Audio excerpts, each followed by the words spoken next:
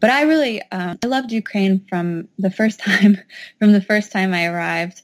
I think that Ukrainian culture is very distinctive in its openness and friendliness.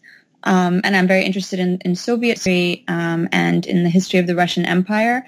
But I did always have the feeling going to Ukraine that it was much more opening, much more welcome to foreigners, and especially more welcoming to Americans than Russia is, of course. Ukraine is sort of a cultural crossroads in so many ways. I should say that the reason that the book is called Black Square, it's partly a reference to Maidan, to Independence Square, obviously, but it's also a reference to the painting by Malevich. Yeah, I'm definitely a writer by nature and sort of a voracious reader from early childhood, and also a diary keeper.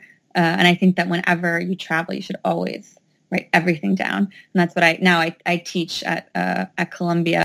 And I always tell all of my students, write everything down.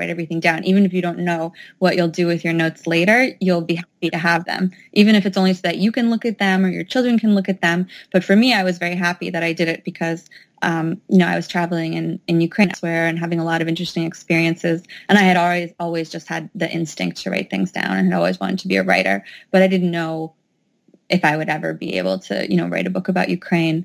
And then once I was writing a book, and I was extremely happy that I had these, piles of notebooks with all of my impressions stored up.